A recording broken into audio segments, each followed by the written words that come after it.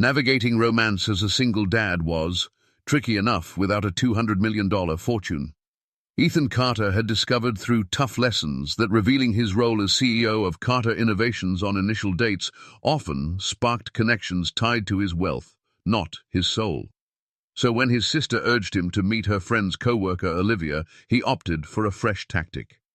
"Girls, recall our chat?" Ethan murmured to his 4-year-old twins, Ava and Chloe, as they neared the corner booth at Willow Cafe. "Today, Daddy's just Ethan, who tinkers with computers, not the head of a huge firm." Ava, gripping her blue stuffed bear, nodded gravely. "And we stay in the small flat, not the big mansion." "Exactly, darling," Ethan agreed, though a twinge of guilt hit him for pulling his daughters into this harmless ruse. He'd dressed simply in a plain grey tee and worn jeans, left his pricey watch behind, and picked a cozy local diner over the lavish spots he typically visited. The woman standing at the corner table was even lovelier than his sister had hinted. Olivia Thompson, in her late 20s, had flowing auburn hair and wore a graceful lavender dress with a neat white top.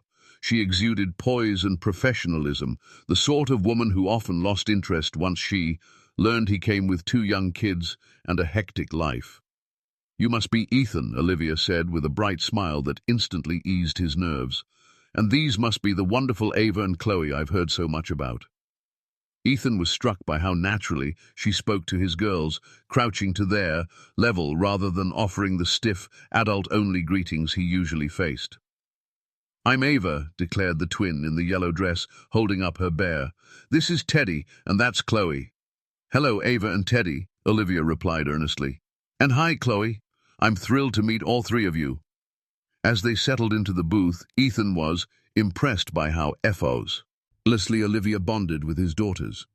She inquired about their favorite activities, listened intently to Ava's detailed tale of Teddy's escapades, and even helped Chloe color on the kids' menu with no hint of restlessness. "So Ethan," Olivia said as the girls focused on their coloring, "your sister said you're in tech. What's your job?" "Mostly coding software," Ethan answered, which was true, since he'd launched Carter Innovations by writing programs. "It covers expenses, but it's not thrilling." "I find tech so intriguing," Olivia said sincerely. "I work in marketing for a nonprofit that teaches computer skills to underprivileged families. We always need volunteers for basic coding lessons." Ethan felt a stab of remorse for his pretense. Here was someone whose mission aligned with his company's charity arm. Yet he was hiding his true role in an industry she clearly valued. "That sounds impactful," Ethan said truthfully. "It must feel fulfilling to help people gain new abilities." "It is," Olivia replied, her face glowing with passion. "Technology can transform lives, but only if people have access to education and tools." As lunch continued, Ethan found himself drawn to Olivia's enthusiasm for her work, her warm connection with his girls, and her apparent indifference to wealth. She praised Ava's careful coloring rather than the diner's ambience, asked thoughtful questions about juggling work and fatherhood instead of probing his finances, and seemed truly happy with simple, meaningful talk. When the bill arrived, Ethan pretended to check his wallet with worry, a rehearsed act for this moment. "Is something wrong?" Olivia asked, noticing his frown. "I'm so embarrassed," Ethan said, feigning concern. "I thought I had enough cash for lunch, but I'm about $20 short. I can call my bank to fix my card, but it might take time." He watched Olivia closely, wondering if this would shift her kind demeanor to judgment. Instead, she reached for her bag without pause. "No problem," she said warmly.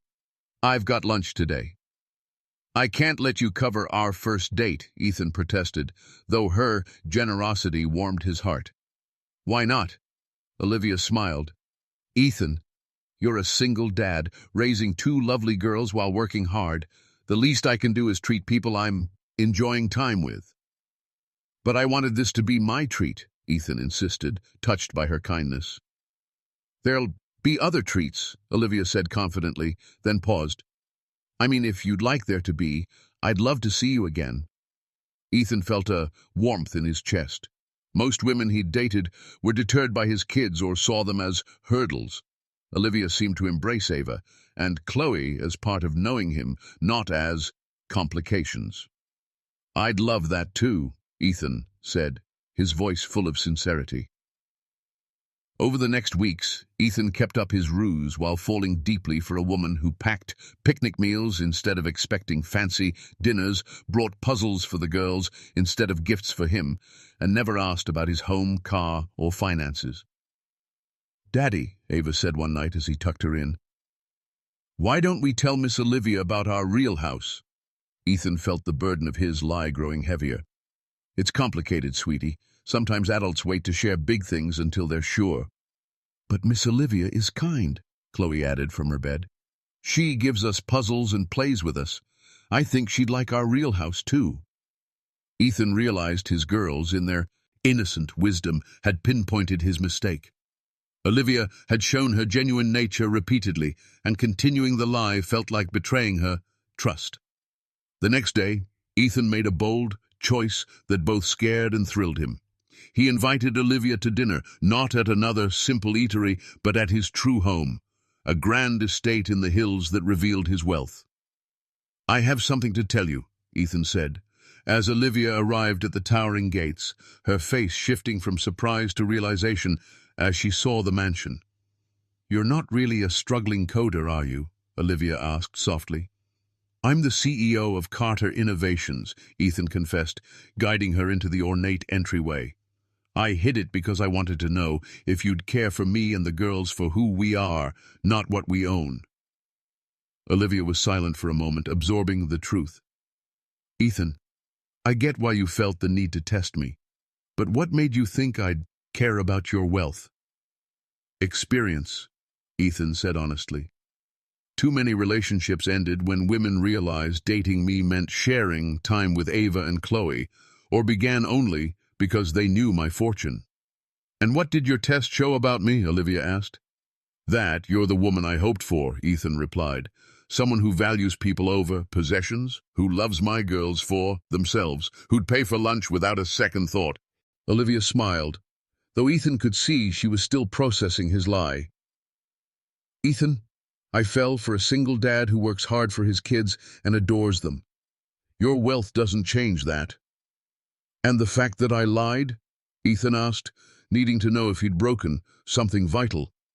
"It shows you're a devoted father protecting his daughters," Olivia said thoughtfully.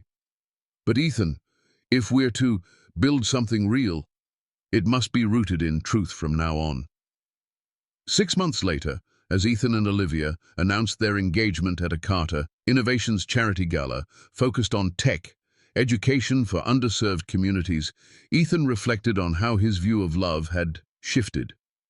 "You know," Olivia said as they watched Ava and Chloe play with other kids at the elegant event, "I'm glad you tested me, though I wish you hadn't felt it was needed."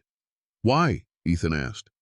"Because now you know I fell for the man who reads bedtime tales and makes funny voices for stuffed animals," Olivia said.